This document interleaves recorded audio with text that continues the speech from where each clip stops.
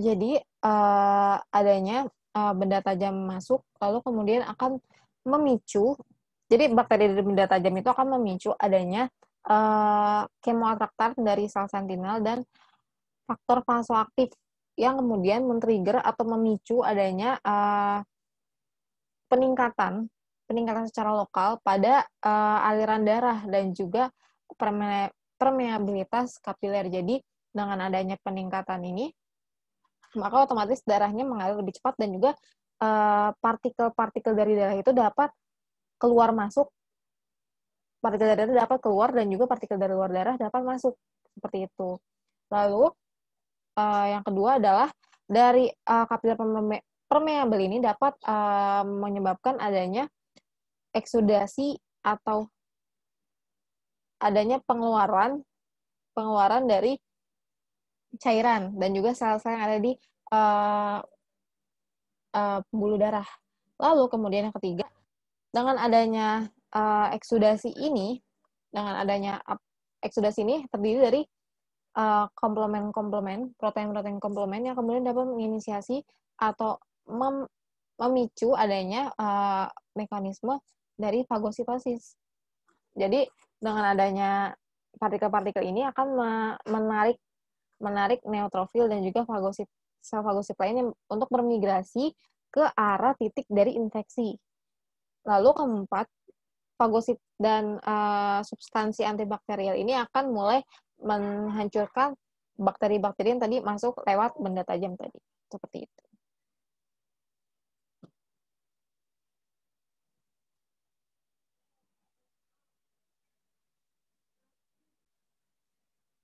Selanjutnya adalah, yang dinamakan sebagai sel natural killer. Jadi sel natural killer ini merupakan, golongan limfosit dan, natural killer ini beredar dalam pembuluh darah sebagai limfosit besar dan khusus, memiliki granula spesifik yang memiliki kemampuan untuk mengenal dan membunuh sel-sel yang, atau ini bisa karena, memang ada cacat genetik dari sel itu atau misalnya karena terserang atau terinfeksi, oleh bakteri atau mikroba, seperti itu. Jadi, limfosit ini, sebenarnya ada 3 macam, ada sel limfosit B, limfosit T, dan juga natural killer ini. Jadi, natural killer ini merupakan satu-satunya sel limfosit yang ada di respons sistem imun bawaan, seperti itu. Sementara sisanya, sel limfosit B dan limfosit T akan kita bahas nanti di sistem imun adaptif. Nah, berikut, adalah mekanisme, pembunuhan dari si sel, natural killer ini. Jadi pertama, sebenarnya, perbedaannya hanya, ada di molekul MHC kelas 1. Jadi molekul MHC ini atau major histocompatibility cell ini akan, memicu adanya penghentian atau inhibisi sebagai inhibitor dari, serangan natural killer. Jadi dengan adanya MHC ini, natural killer tidak akan membunuh sel, yang ditempeli. Seperti itu. Biasanya, MHC ini dimiliki oleh sel-sel normal. Sel-sel yang memang sehat. Jadi dengan adanya MHC ini, natural killer mengenali kayak, "Oh, ini sel yang normal loh, jadi kita nggak usah ngapa-ngapain," seperti itu.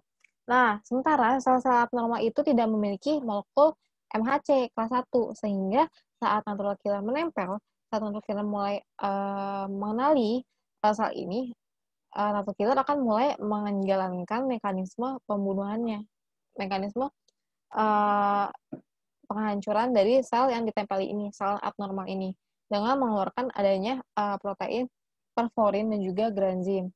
Jadi perforin ini berfungsi untuk melubangi membran dari sel-sel abnormal ini, hingga kemudian, dari lubang ini enzim ini masuk dan mulai menghancurkan sel abnormal.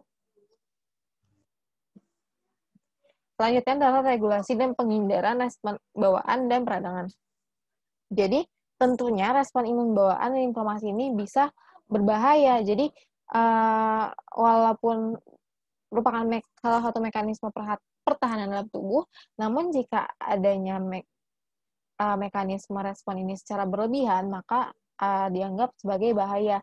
Mengapa? Karena akan memicu terjadinya sepsis, yaitu adanya komplikasi dari infeksi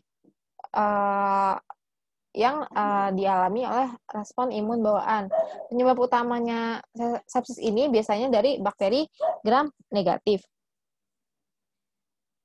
Dan kenapa dari bakteri gram negatif? Karena dari bakteri gram negatif ini muncul apa yang dinamakan sebagai komponen dinding sel LPS atau lipopolisakarida yang bersifat sebagai endotoksin. Jadi, infeksi sistemik mengaktifkan sel darah, monosit dan neurofil, sel endotel, dan makrofag, serta sel lain dalam limpa, hati, dan jaringan lain untuk kemudian melepaskan mediator terlarut. Lalu sel endotel diaktifkan dan mendorong untuk menghasilkan apa yang dinamakan sebagai sitokin, kemokin, dan faktor pembekuan yang memperkuat respon inflamasi. Jadi dengan adanya LPS ini yang dianggap sebagai salah satu patogen yang kuat, maka respon imun ini akan terus merespon hingga akhirnya memperkuat dari respon inflamasi ini. Lalu, enzim dan spesies oksidatif reaktif yang dilepaskan oleh neutrofil akhirnya teraktivasi. Dan sel lain pun mulai merusak pembuluh darah. Jadi, karena terlalu tinggi penanganannya, maka akan turut merusak jaringan lain yang sebenarnya tidak perlu dirusak seperti itu. Lalu, kerusakan ini bersama dengan adanya vasodilatasi yang diinduksi oleh TNF atau tumor necrosis factor, dan juga peningkatan permeabilitas vaskular, lalu kemudian diikuti dengan perangsangan pelepasan faktor pembekuan oleh sel endotel vaskular yang mengakibatkan adanya pembekuan darah di kapiler. Jadi, yang harusnya darahnya itu di kapiler mengalir dengan lancar, ini kemudian dibekukan oleh faktor pembekuan yang dirangsang oleh TNF, sehingga akan menimbulkan bahaya yang cukup signifikan seperti itu. Lalu, kemudian selain karena sepsis tadi, patogen juga telah mengembangkan mekanisme untuk menghindari respon bawaan dan juga inflamasi. Jadi, patogen tentunya terus bermutasi untuk adanya serangan-serangan dari respon imun. Sehingga mutasi-mutasi ini akan menghasilkan resistensi tersendiri dari bakteri tersebut, sehingga bakteri ini dapat tahan terhadap respon-respon dari sistem imun. Tipe-tipenya yaitu adalah menghindari adanya deteksi dari PRR, lalu memblok atau menghalangi jalannya PRR untuk pensinyalan sehingga mengakibatkan adanya pencegahan atau stop dari aktivasi sel-sel efektor seperti misalnya tadi fagosit atau komplement seperti itu. Lalu mekanisme ketiga itu bagaimana bakteri ini menghindari atau mencegah sel-sel fagosit, misalnya membunuh bakteri tersebut, membunuh patogen tersebut. Seperti itu. Untuk contoh-contohnya bisa dilihat pada tabel. Kedua adalah sistem imun diperoleh atau adaptive acquired immune system. Respon imun ini penting dalam pertahanan terhadap patogen yang kebal dengan respon imun ilmiah. Jadi, sebagai pertahanan pertama, jika memang sudah lewat, sudah didobrak oleh bakteri atau patogen ini, maka patogen ini akan mengalami atau menghadapi apa yang dinamakan sebagai respon imun adaptif atau acquired. Jadi, sel dari sistem imun diperoleh ini dapat mengenali secara spesifik lebih banyak ragam molekul yang diproduksi mikroba. Jadi, ibaratnya, kalau benteng itu lapisan terluarnya mungkin lebih lemah dibandingkan lapisan di belakangnya yang lebih kuat. Seperti itu. Dan juga sistem imun ini dapat mengenali lebih banyak, sehingga apa yang tidak dapat dikenali oleh misalnya PRR pada sistem imun bawaan akan dikenali oleh sistem imun diperoleh ini. Nah, substansi yang secara spesifik dikenali oleh limfosit, jadi limfosit ini merupakan sel dari sistem imun diperoleh, ini disebut sebagai antigen. Nah, sistem imun ini selain dapat mengatasi bakteri yang lolos, sistem imun ini juga dapat berkoordinasi atau menarik kembali elemen-elemen sistem imun ilmiah sehingga dapat meningkatkan mekanisme antimikroba. Seperti itu. Nah, berdasarkan sumbernya, imunitas ini dan berdasarkan cara membuatnya, imunitas ini dibagi menjadi dua jenis, yaitu imunitas aktif dan juga imunitas pasif. Imunitas aktif adalah bagaimana individu itu membuat imunitasnya sendiri, dikarenakan adanya infeksi patogen terhadap tubuh individu tersebut. Jadi contohnya misalnya tadi infeksi atau misalnya vaksinasi, yaitu infeksi dengan sengaja dengan patogen yang sudah dilemahkan untuk memicu adanya imunitas. Lalu ada imunitas pasif. Jadi imunitas ini akibat dari individu yang menerima sistem imunitas dari orang lain. Jadi individu itu tidak membuat sendiri, melainkan memperolehnya dari orang lain. Misalnya pada bayi yang baru lahir, yang menerima kekebalan dari ibunya.